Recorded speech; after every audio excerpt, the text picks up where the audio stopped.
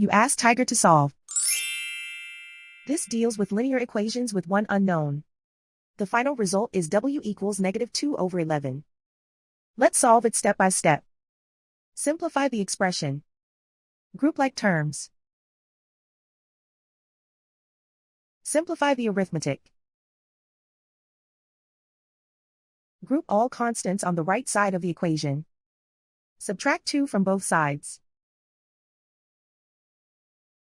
Simplify the arithmetic.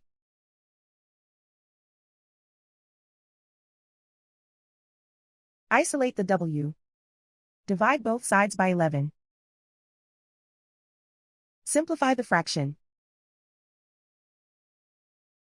And so the final result is w equals -2/11.